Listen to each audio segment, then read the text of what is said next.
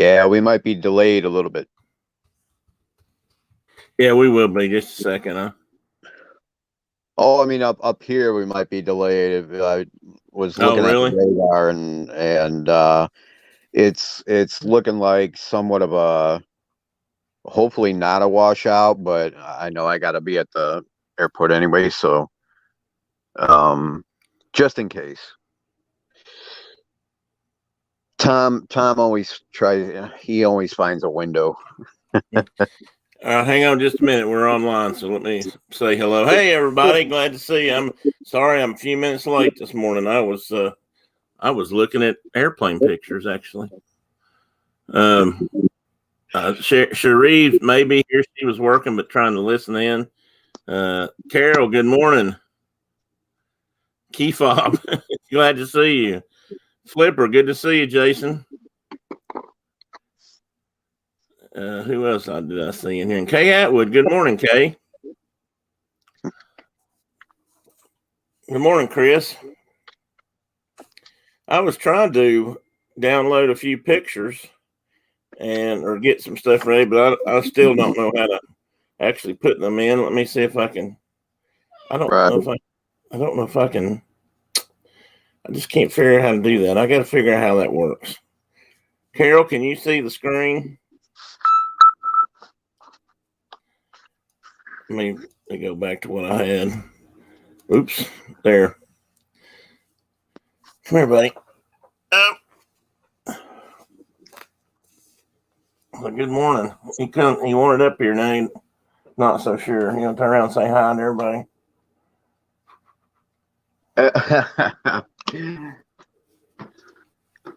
Hey, Teddy.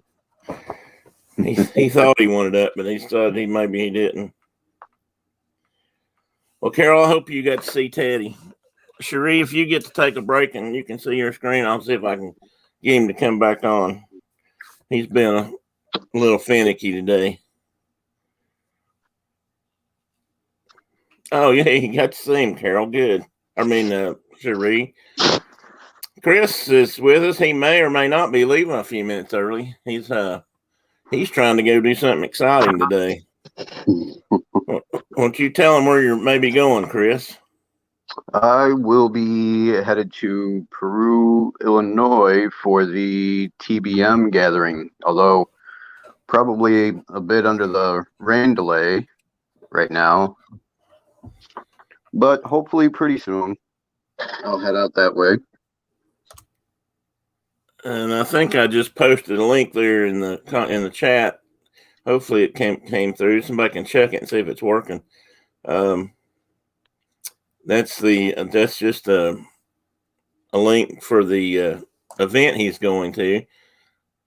You've been several times, I believe, haven't you? Or maybe many times. Yeah, a few times. It started in 2016. Oh, okay. April of 2016. And they decided to move the dates up to May for Armed Forces Week. So,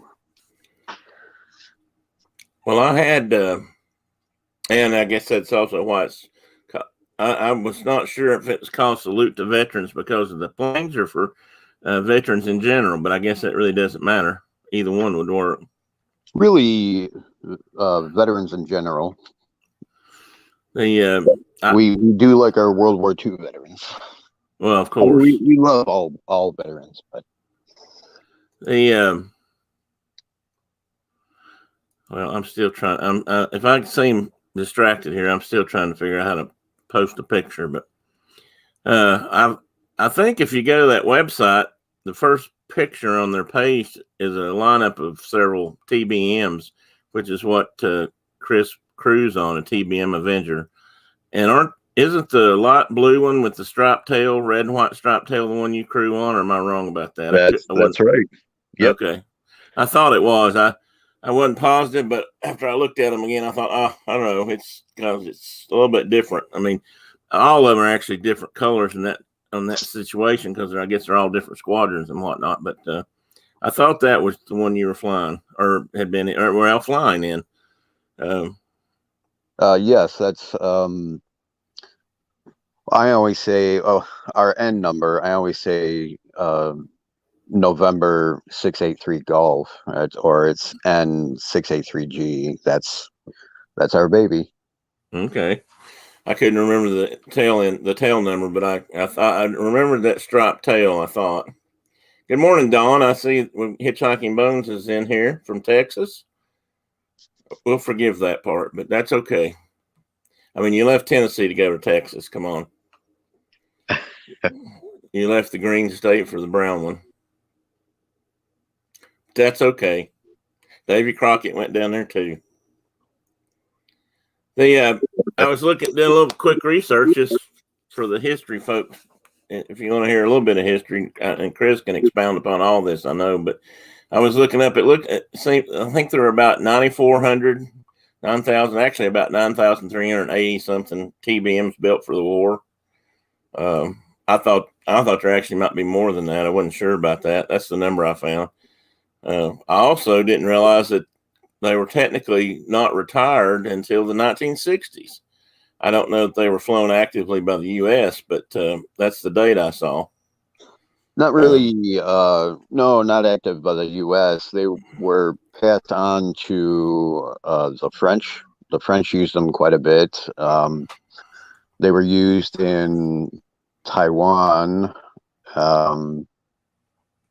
Several other countries had used them. I know Canada used them, and even after they were officially retired from active military service, they were used as fire bombers, and Right.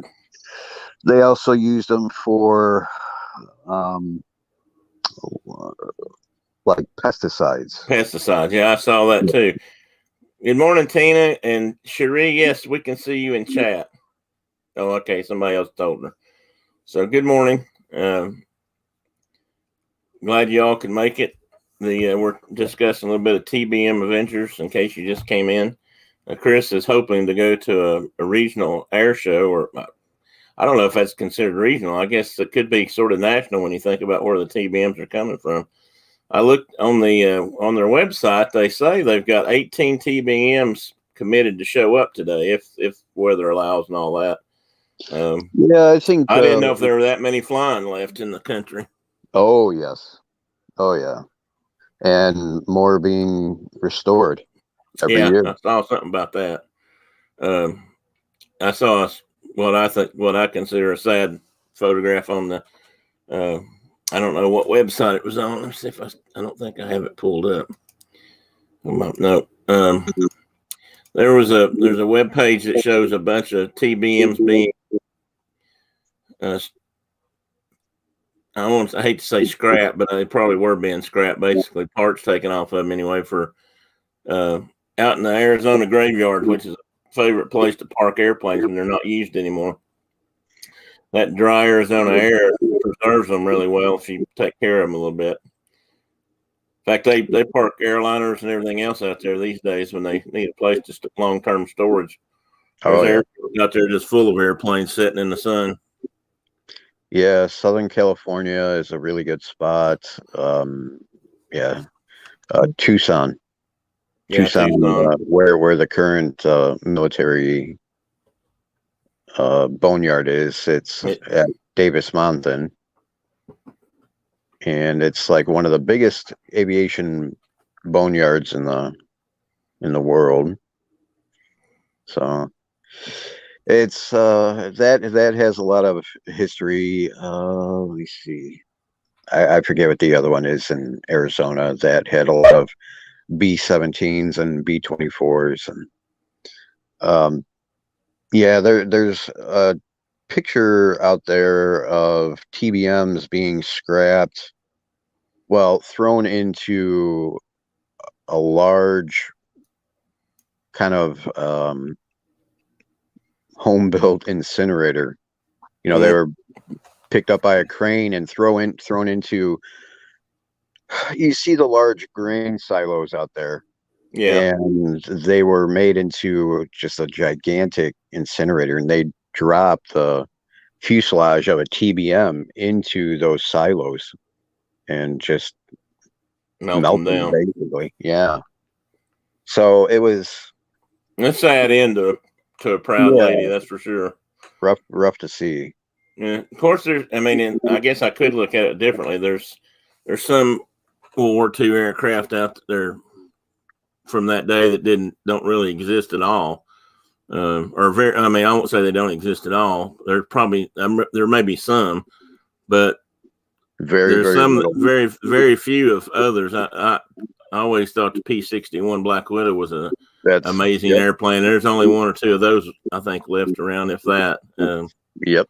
Most of those were scrapped out after the war. Now, hello, Amy. I saw you in there. Forgot to say hi, or I was waiting to let Chris finish before I said hi. So I don't want to forget that. Good to see you. Hope everybody's having a good morning. Cherie's at work. Hopefully she's having a better day.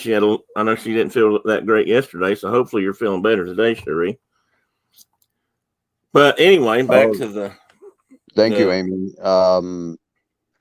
Yeah, I'll still go to the airport in case we do try to fly anyway. Okay. We might get as many TBMs in there as possible, and we always try whether it's canceled or not. How far away is that trip? By flight, it's 15 minutes. Oh, you're pretty close then. Yeah. I kept thinking it was in Peoria, but then I looked it up and realized it's Peru. I think I just saw the P and then made an assumption. Right. Peru, I mean, it's basically it's directly north of Peoria, actually.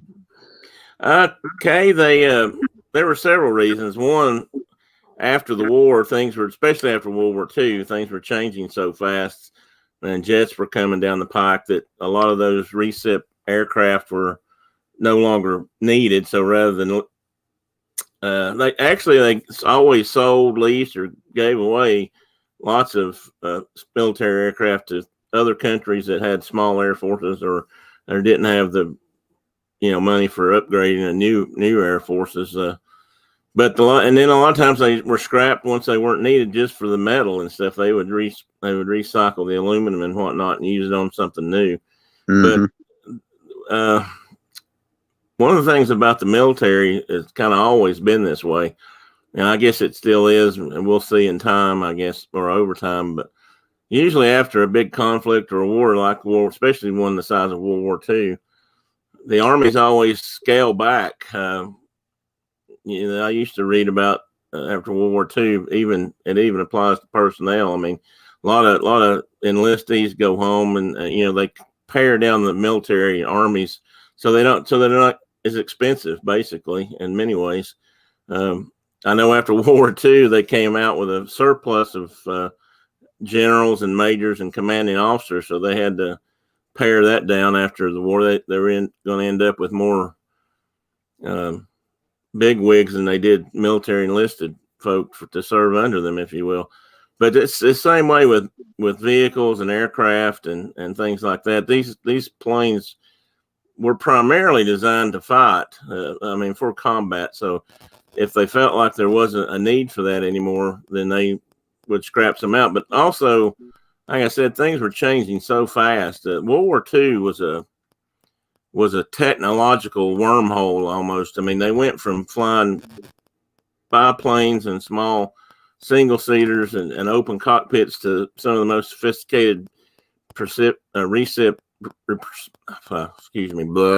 reciprocating engine aircraft in the world, and then right up to jets. Germany flew the first I don't know if they flew them first, but they had the first active combat jets in World War II, but almost all the other major countries were working on jet aircraft. But most of them were a little bit behind in that regard. Right. Yeah, exactly, Jason. They do scrap them for the aluminum. Aluminum. Nice thing about aluminum is most metals, but aluminum, you can melt it down and remake something else out of it. So, they can turn it right back into additional airplanes. They make it into an F-84 fighter jet for Korea. And they stripped a lot of the engines off, I'm sure, to use them on other aircraft. Radial engines. Go ahead.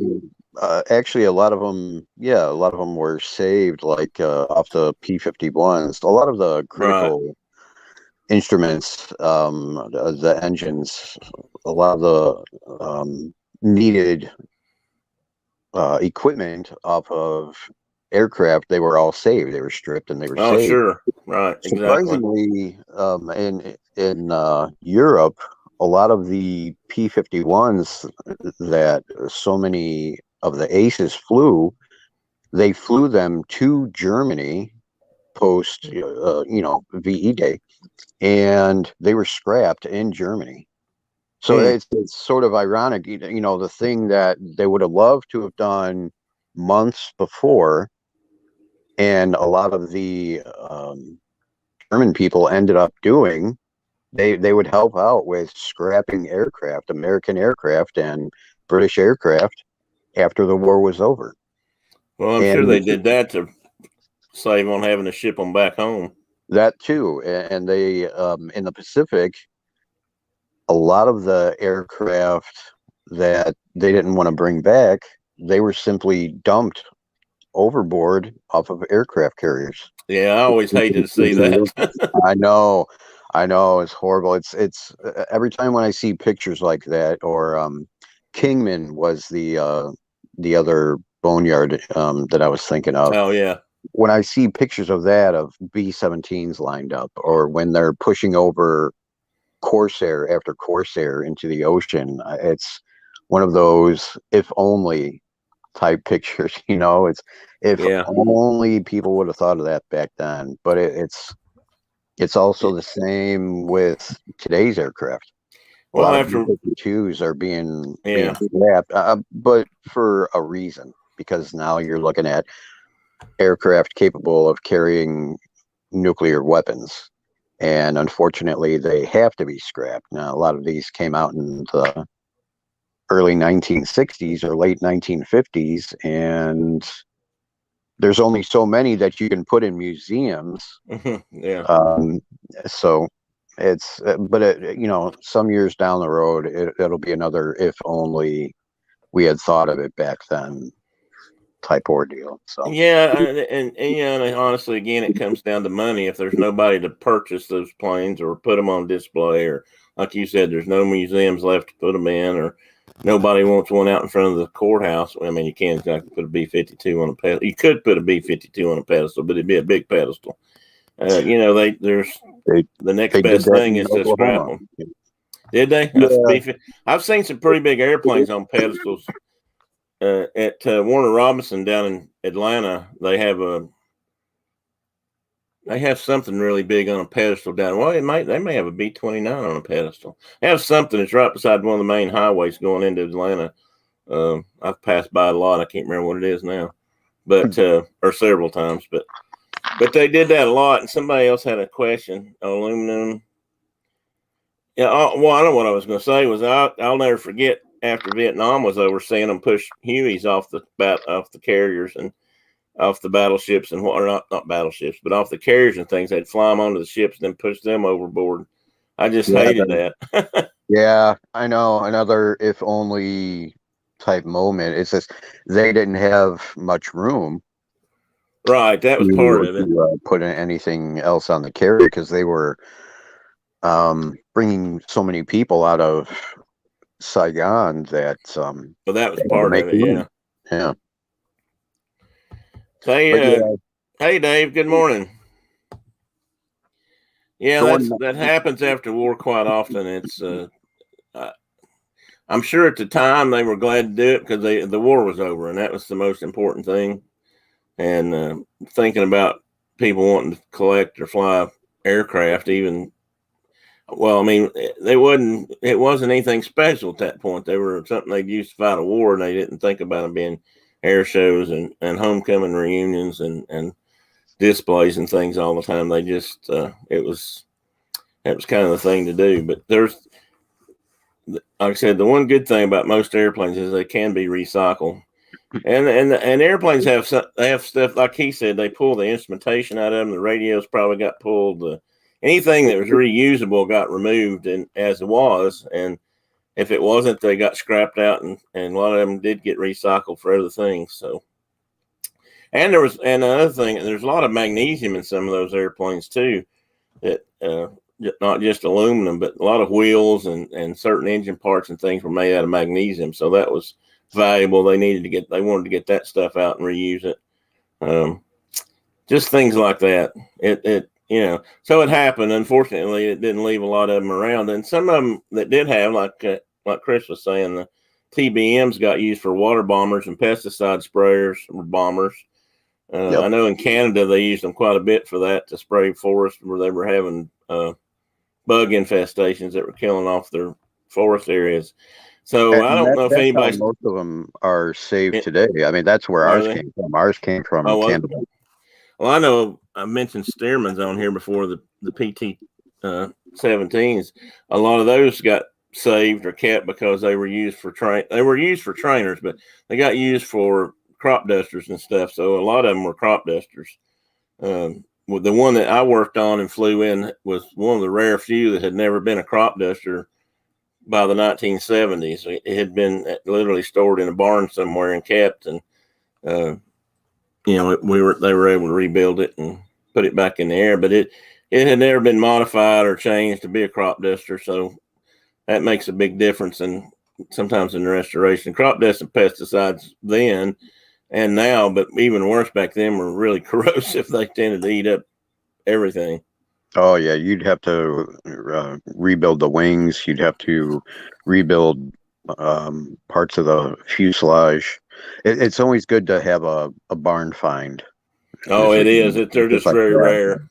Oh yeah, yeah. There are a few TBMs that are flying out there that weren't used as water bombers, but they were barn finds.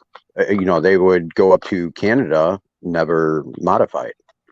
That's cool. But the obviously the gun turret was removed, but that was about it. They still had the torpedo, the bomb bay for. I'm sure they had a tank in there or something. Well, they didn't. If they had been modified, I mean, if they'd been modified. Right. But you're right. You're talking about barn finds that haven't been modified. So right. I mean, the ones that like ours, it was modified to where they put a large water tank on it. For ours it was used as pesticides at first, and then it went towards a water bomber. I think ours was like number 28 or something, if I remember right. Really? That's that low of a serial number? I mean, serial number 28? Well, I mean, when it went up to Canada, they marked the side of each fuselage with a large number, and they painted them these ugly, all white and yellow and red and all sorts of weird colors. And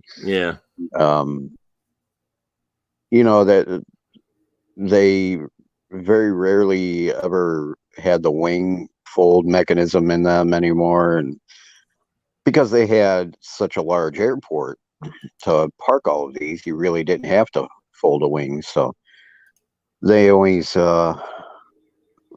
they kept them out perfect, and they would remove all of the other seats that were in there, all of the other radios, any gun turrets that were on there. And ours was very heavily modified, but surprisingly a lot of TBM or TBF, and there is a difference between the two, right?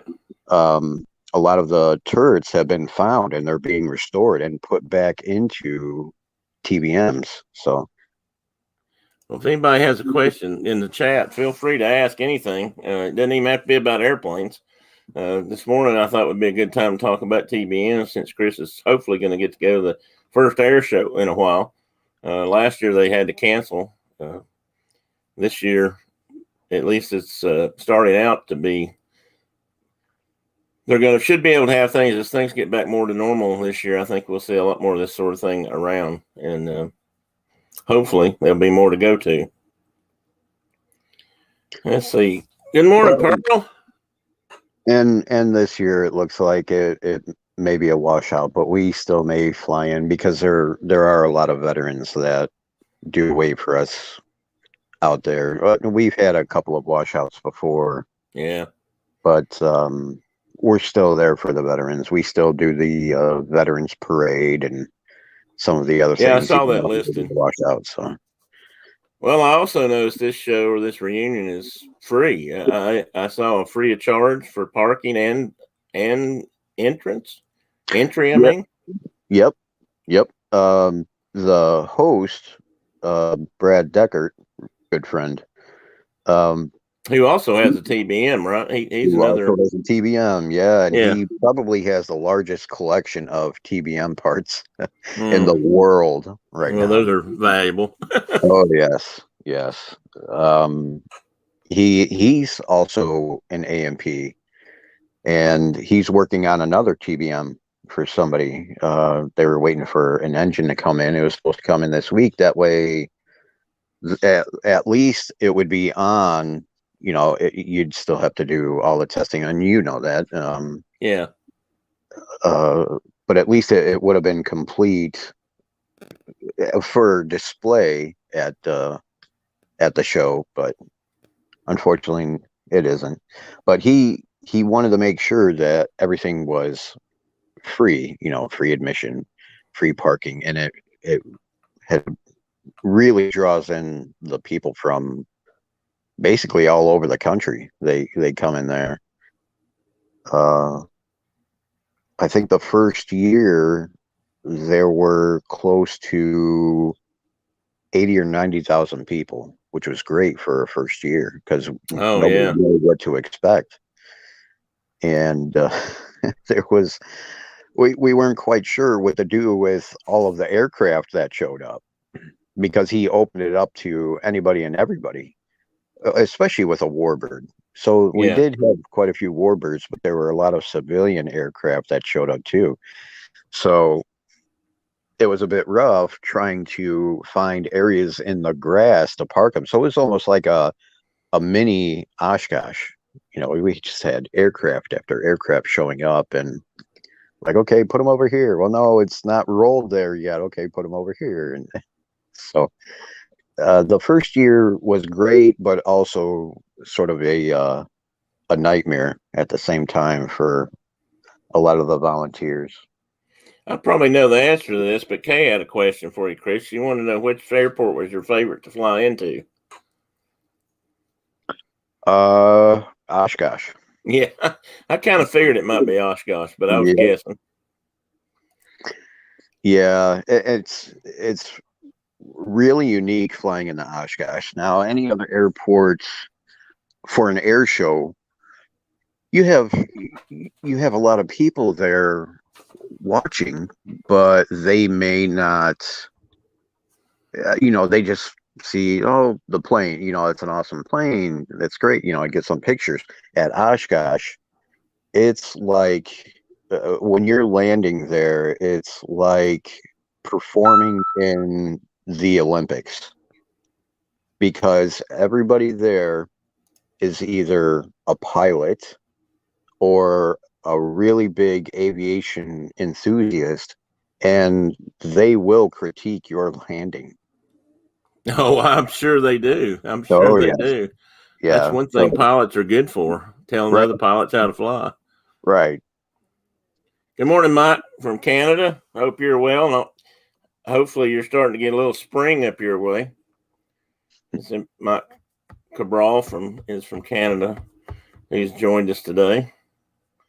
That's always. I'd hate to leave you, buddy, but I got to get going. Yeah, I know. I was getting ready to say, don't go too late here. So, Chris, we'll see. Hopefully things will work out and you guys will get to go have a good show or get to have a show or, you know, at least get down there and walk around, kick some tires. So, by all means.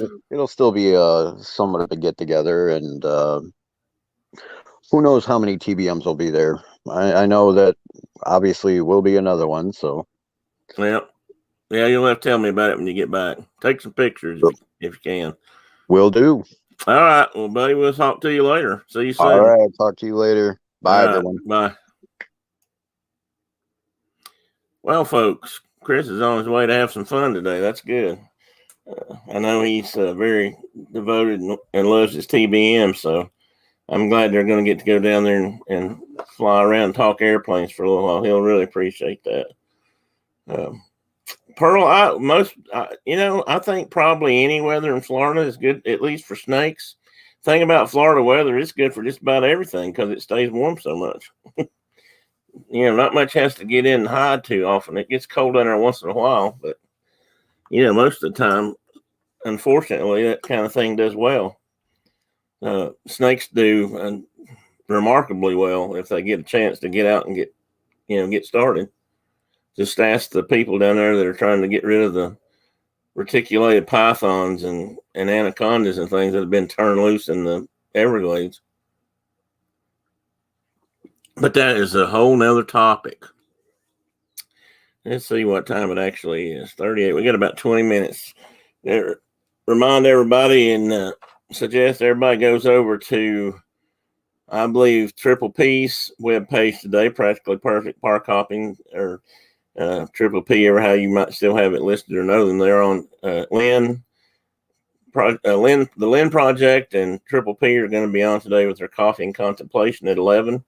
I'll be sliding over that way too. So when 11 o'clock comes, we'll be kicking out and going over there.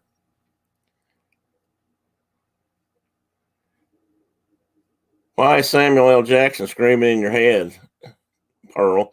Is that snakes on a plane or is that something else altogether? Did you have some, Dave, did you have some snakes and spiders in your yard?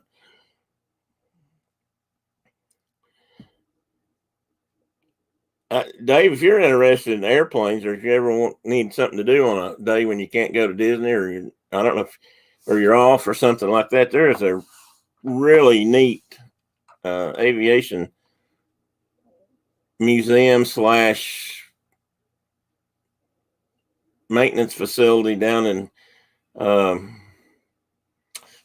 maybe close to Plant City, Florida. I'd have to look it up. But the guy's name is Kermit Weeks, and they call it the Fantasy of Flight Museum, I believe. And they have a lot of airworthy, not necessarily just warbirds, but antique aircraft, things from pretty much all generations. I'm not sure what the oldest thing I've seen on his list are.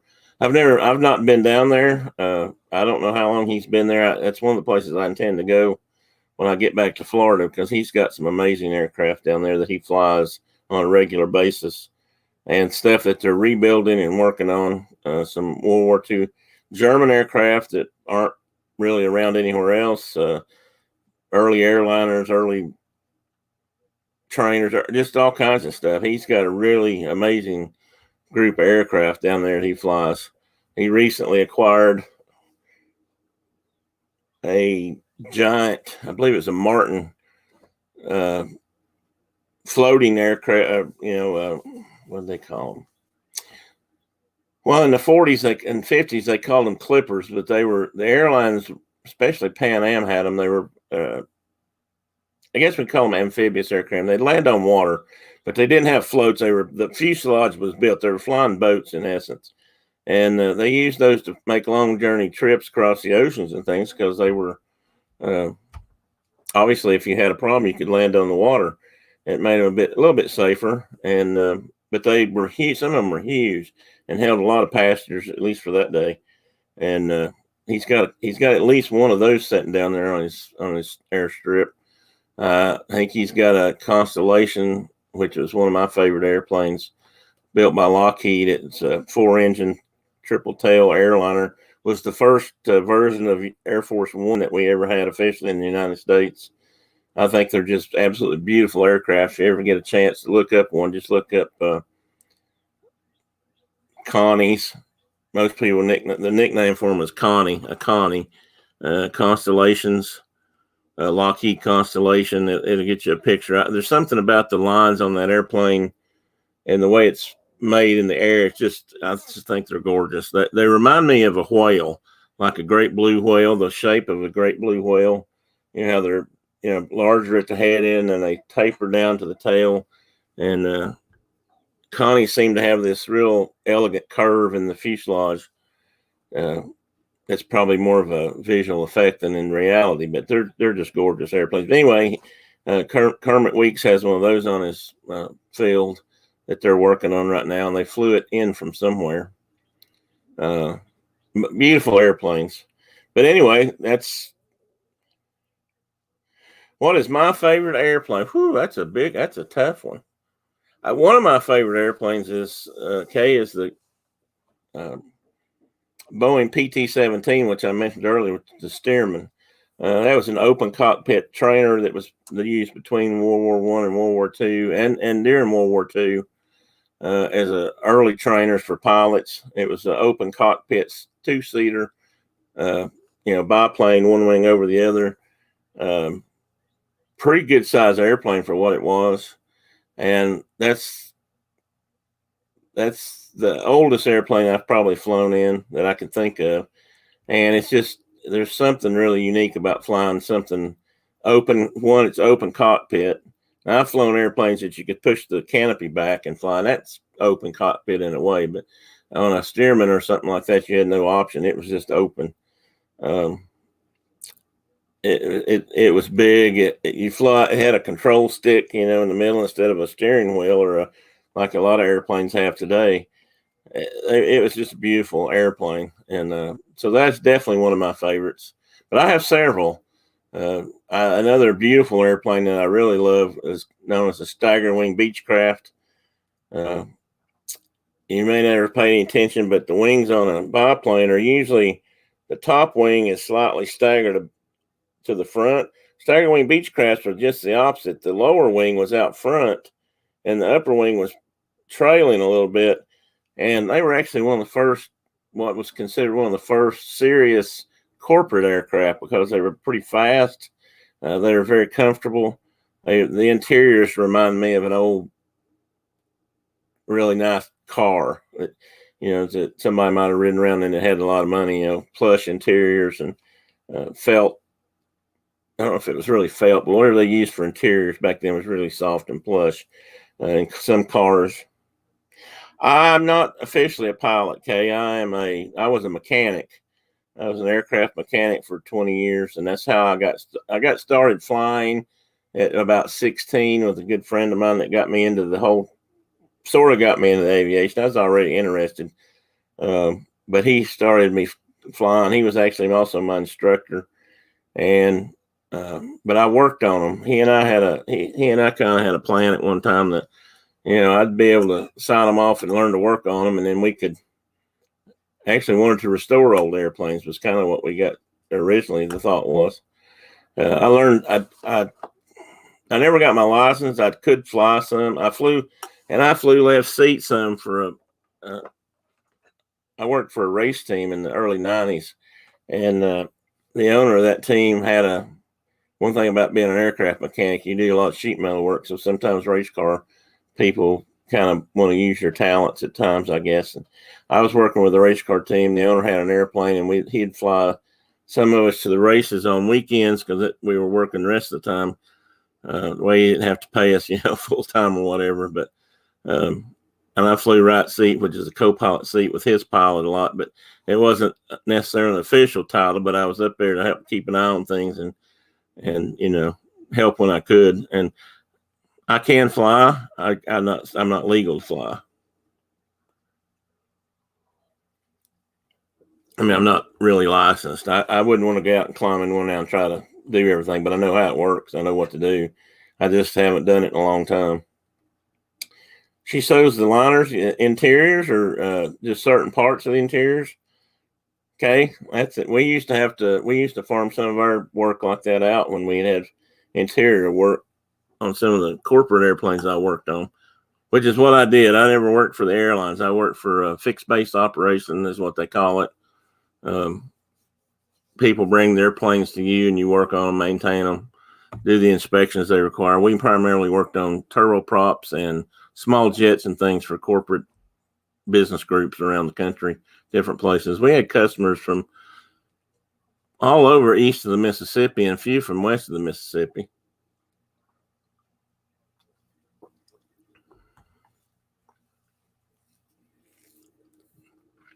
I had always intended to finish getting my pilot's license, but he and I, the guy I was flying with a lot, he and I got separated for a while I went off to school and got a job, and then we just never were together enough after that for me to finish up. And then I just kind of flew when I could with people. And then it got to be when I was flying as a mechanic, I'd have to fly test flights and things a lot with pilots. And there for a little while, I didn't want to be a pilot. I was proud to be a mechanic or a technician. And I thought that's, let's face it, I need some goofy pilots. I need some really, really good pilots, but I need a few goofy ones. I really didn't want to be one of them.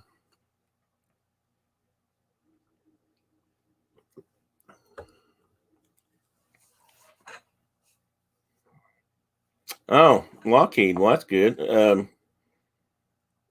Which part of Lockheed then? Florida? I mean, Georgia or somewhere else, Kay?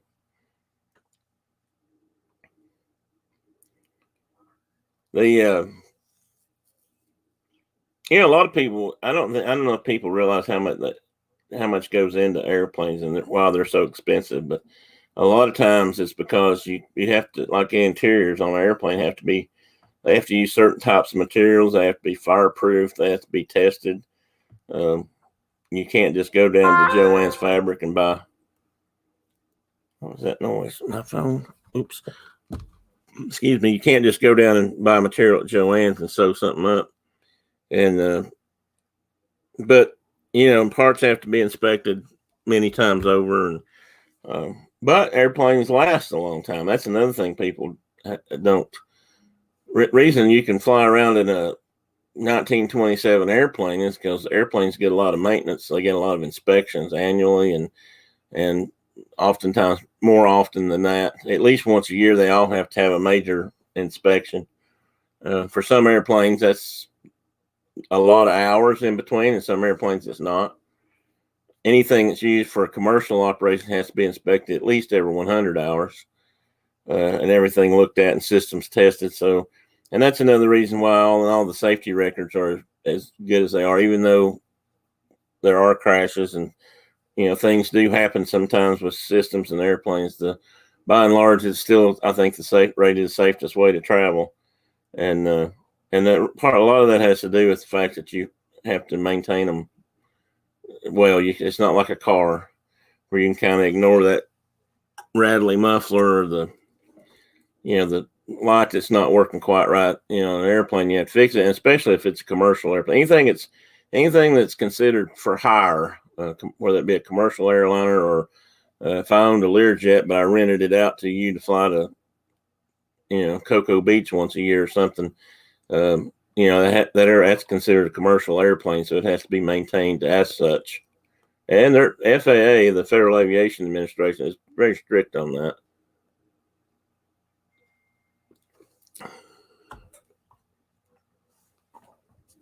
Oh, okay, Kay. I knew they had some places over that way too, but I wasn't sure.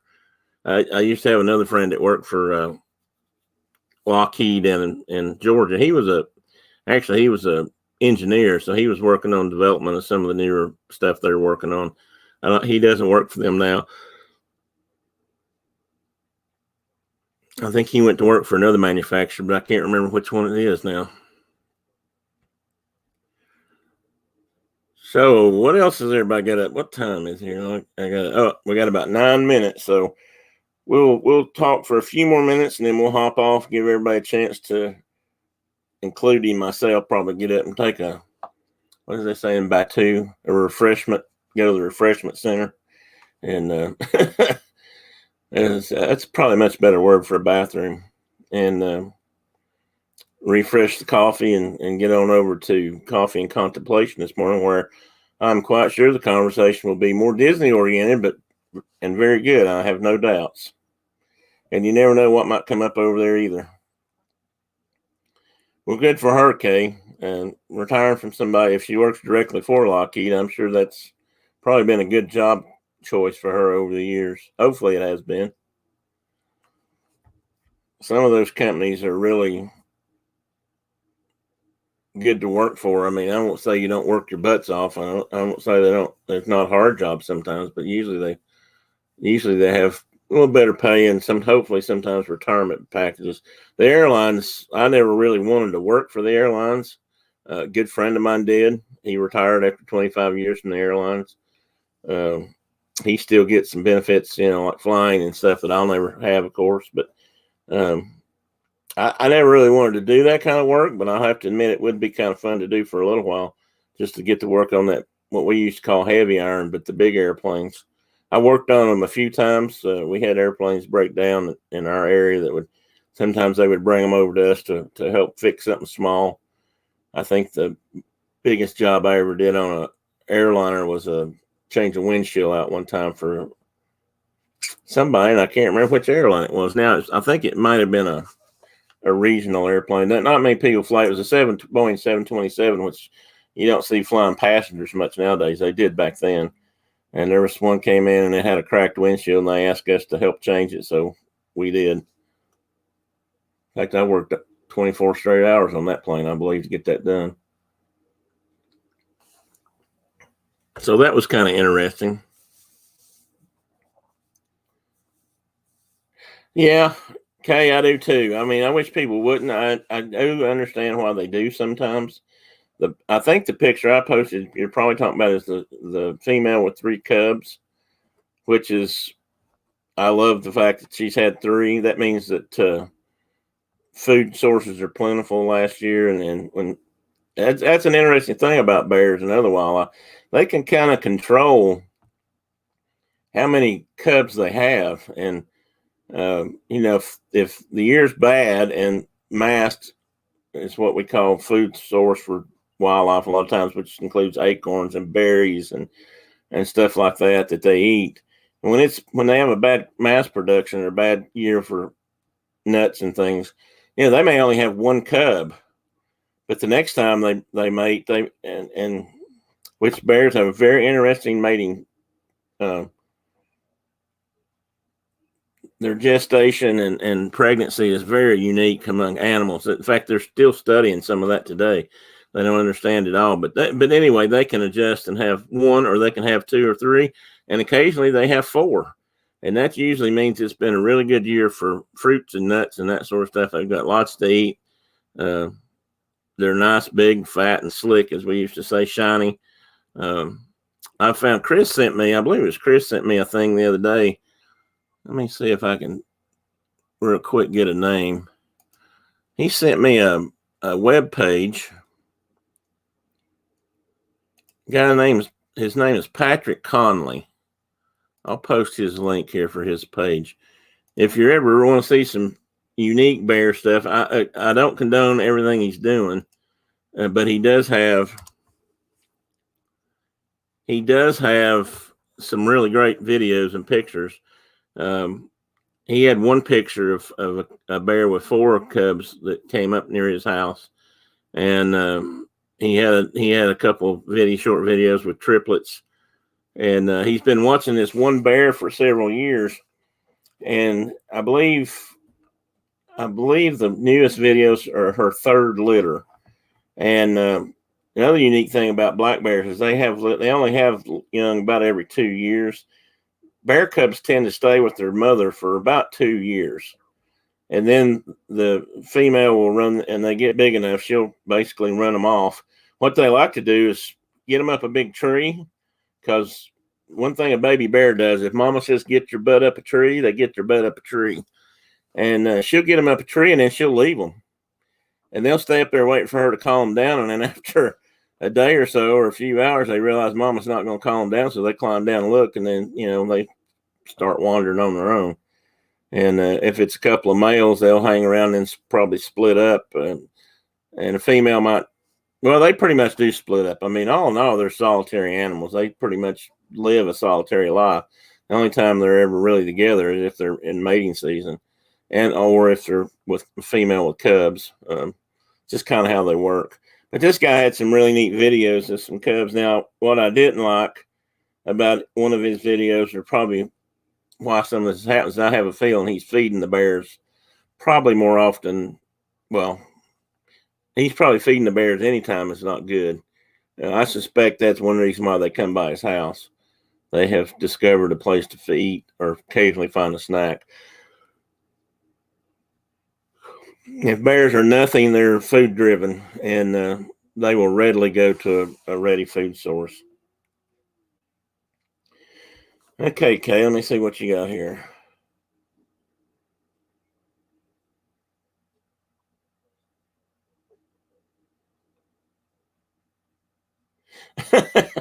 Okay, that's kind of true. And females do most of the hibernating. We all think about bears hibernating. Females do tend to. It's not a true hibernation. They kind of go into a. Oh man, look at me. I can't remember the scientific words, but they'll sort of sleep through the winter. Male bears don't do that a lot. Around here, it's been discovered and studied that almost female bears will climb up into any tree if they can find a tree with a hollow in it, and they can crawl down in some tight fits. But they prefer to get up in a tree, down in a hole in that tree, and a hollow, and that's where they'll have their young. And they get in a tree in the fall. Their young are born during the winter and literally lay there and nurse with the mom, who's mostly asleep, until springtime. And she gets up and brings them out, and then you suddenly have, two little, anywhere from 1 to 4 little bear cubs following around. It's a really neat process and cycle. They can control their gestation period of pregnancy. And they may be bred in June or July, but they don't actually get the pregnancy doesn't really start until they're ready to go into hibernation. It's an amazing body cycle the way they work. Hello, Monarch Moments. And Shelly, good to see you. I didn't see you pop in. Oh, you're heading up to St. Marie. Cool. Tell me something. Is Whitefish Point near Whitefish Bay where the Edmund Fitzgerald went down? I just always remember that from the song. Good morning, Garrett. I assume that's you. We're only going to be here about 2 more minutes. We got to go. I promised I'd be off. In fact, it's time. So I hate to rush off. Glad you guys got to come in, even though it's late. Just remember, next week we'll be back with our sort of typical longer show. And we'll have time to talk about more bears and other things and whatever comes up. And like I said before, you guys are always welcome to bring questions about anything. If I don't know about it, I'll tell you. But if we do, we'll talk about it. If we don't know about it, we can talk about it. I can lie to you, but I usually don't do that. But I'm sure we can find something to discuss. So everybody hop over and go see Triple P and Lynn this morning, and we'll have some more coffee and have some more conversation. So have a good day, everybody. Hope you have a great Saturday and a great weekend. Looks like the sun's shining here, so hopefully it'll be a good day, and hopefully some of you folks can get out and do some things in the sunshine. Great weekend, folks. Thank you again for showing up, and I really appreciate you. You don't know how much it means to me to have everybody in and all you good friends here. So have a good day and see you all later. Bye-bye.